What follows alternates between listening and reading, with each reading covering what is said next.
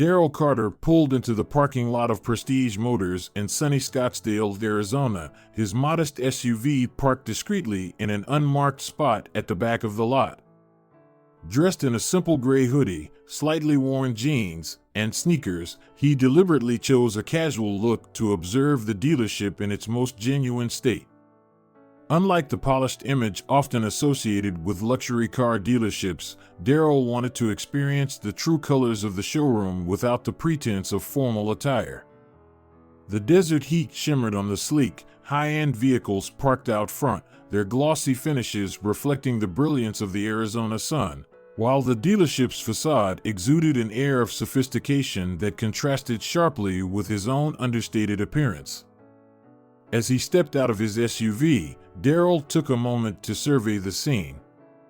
The employees were gathered near the front desk, chatting and laughing casually, a glimpse into the everyday operations behind the luxurious exterior.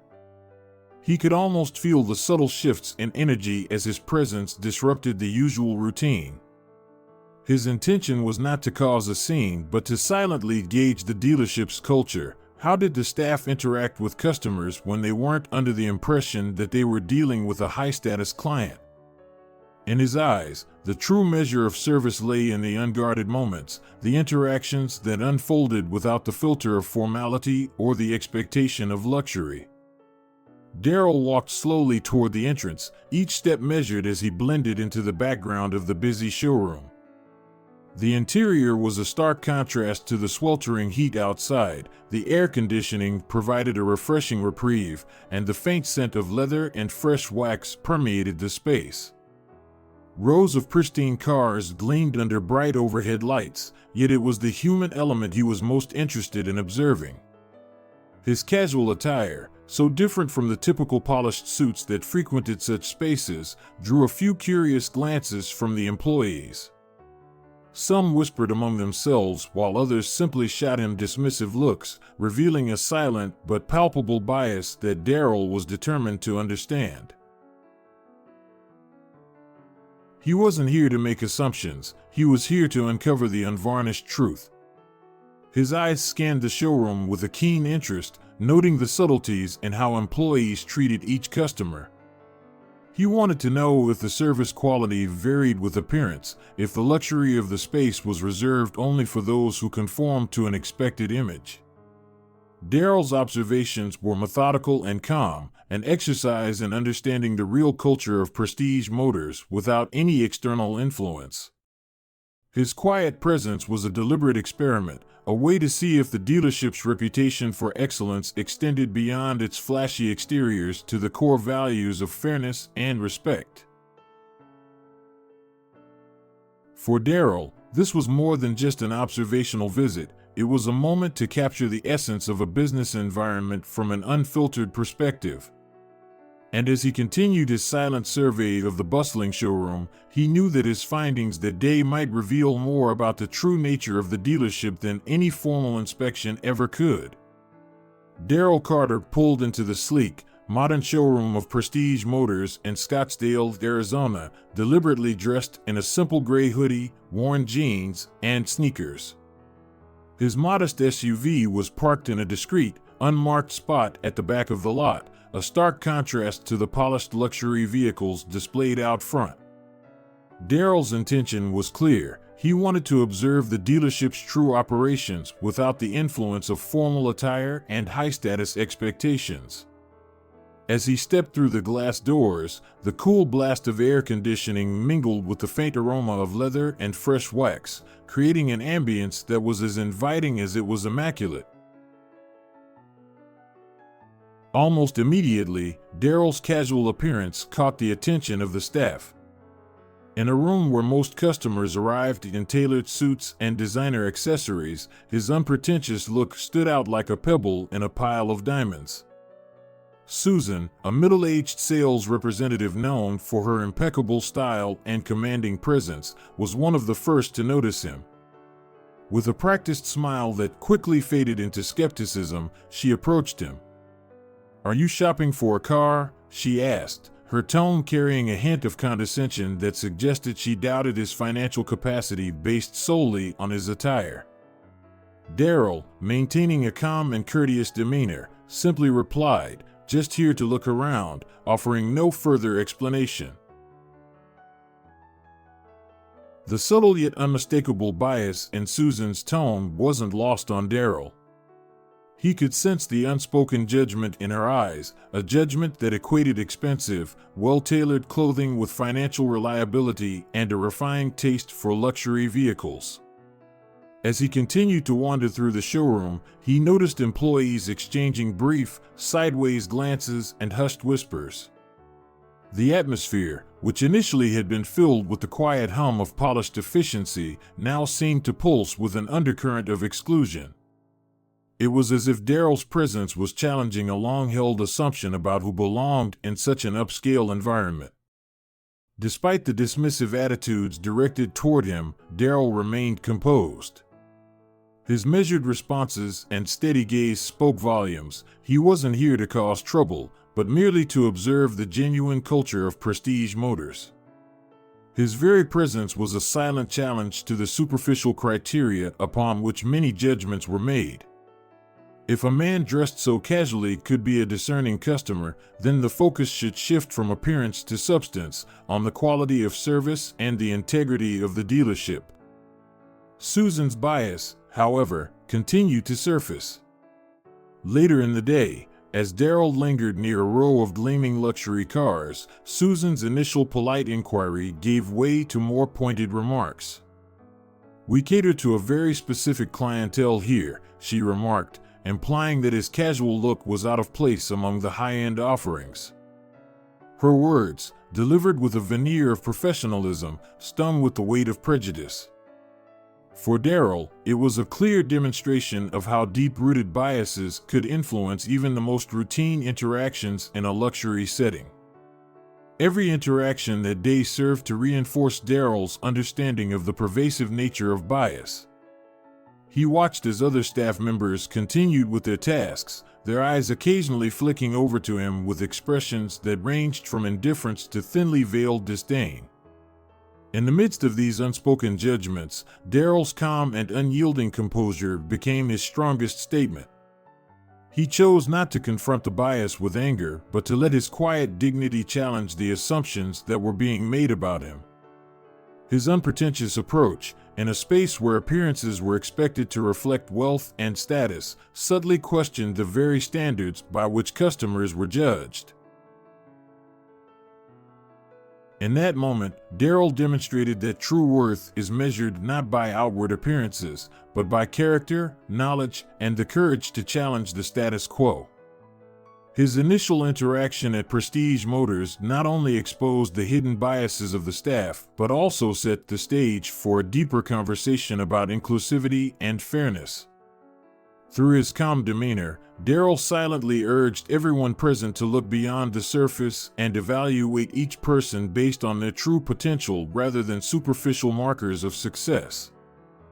Darrell Carter's deliberate decision to dress casually, a simple gray hoodie paired with worn jeans and sneakers, was not an accident but a calculated choice to challenge the assumptions that usually governed high-end environments like Prestige Motors.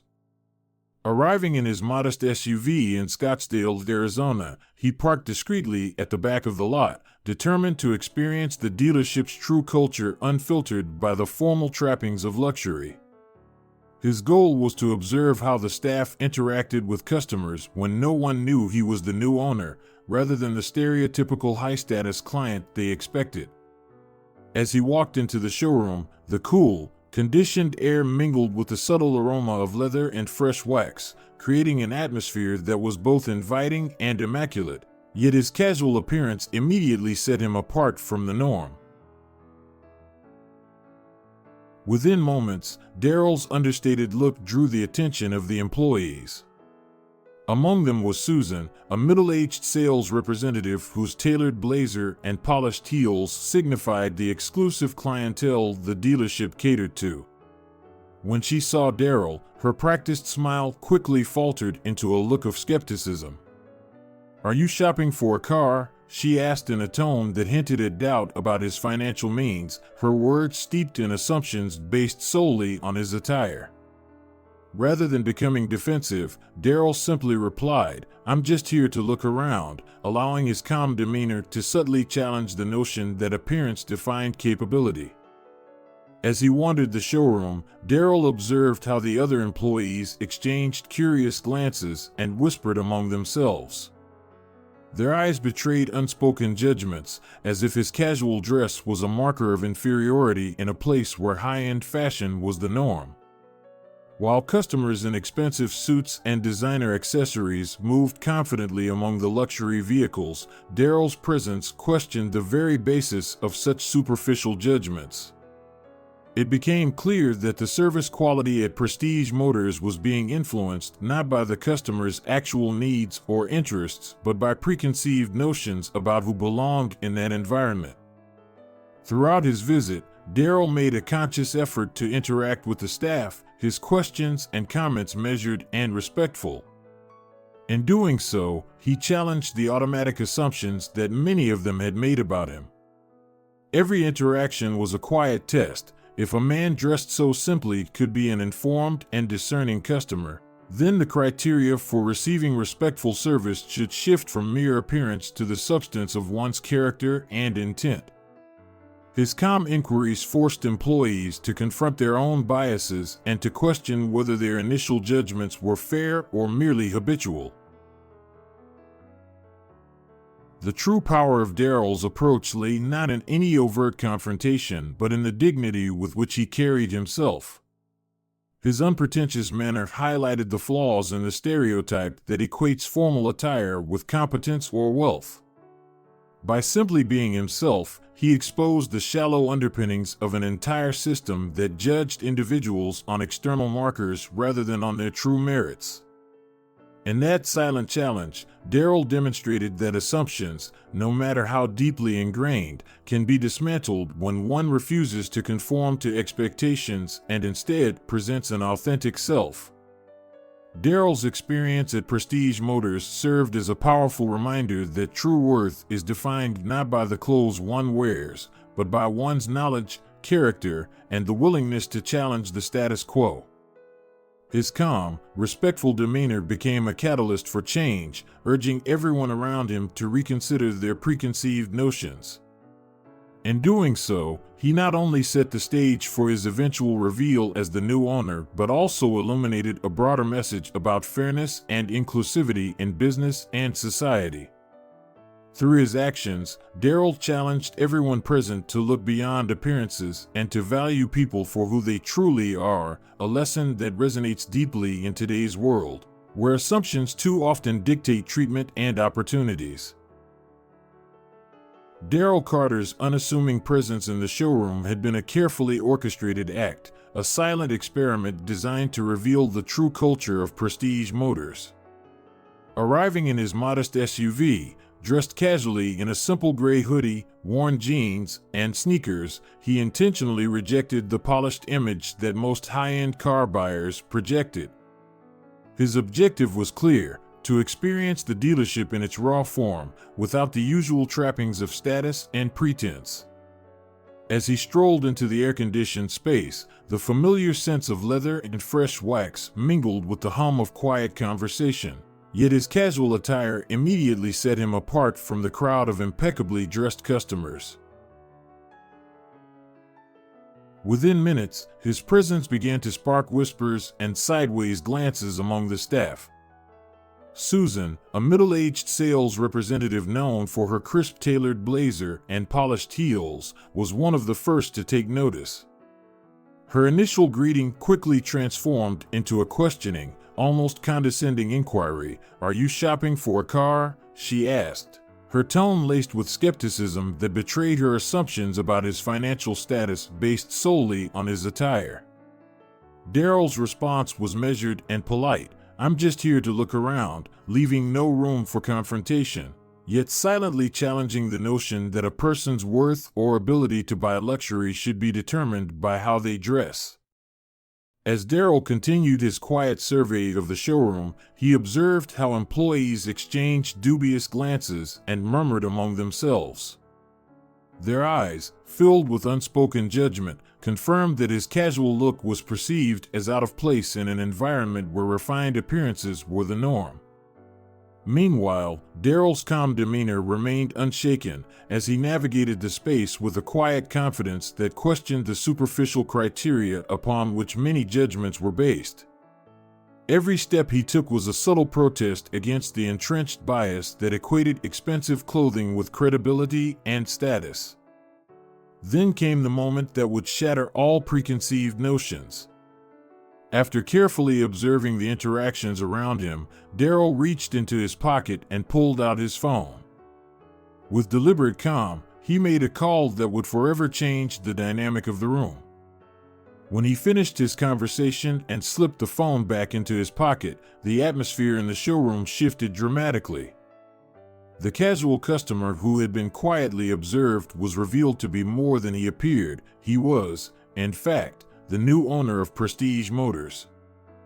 The revelation rippled through the room like a shockwave. The employees, who had been so quick to judge his appearance, were now forced to confront the reality that the man they had so casually dismissed was the one in charge. Susan's confident facade crumbled as she realized that every assumption she had made was not only baseless but also potentially damaging to her reputation. Other staff members, previously complicit in silent judgment, exchanged glances of disbelief and regret as the truth unfolded before them. For Daryl, this twist was not about seeking vindication or retribution. It was a deliberate act of unveiling the hypocrisy embedded within the dealership's culture, a culture that judged a person solely on superficial markers instead of their true worth. His calm, measured response had turned the tables, exposing the shallow foundation of assumptions that had governed interactions at Prestige Motors. With his revelation, Daryl challenged everyone in the room to reconsider their preconceptions and to evaluate customers on the substance of their character and intentions rather than their outward appearance.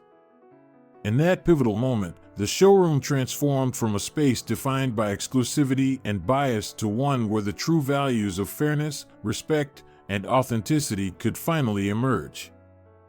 Daryl Carter's unveiling served as a catalyst for change, compelling the staff, and indeed, the entire dealership, to confront its own biases. His deliberate act of revealing his identity not only redefined his own status, but also signaled the beginning of a new chapter for Prestige Motors, one where leadership and integrity would replace superficial judgments. Daryl Carter's revelation as the new owner of Prestige Motors sent shockwaves through the entire dealership, triggering a dramatic power shift and a call for accountability that no one could ignore.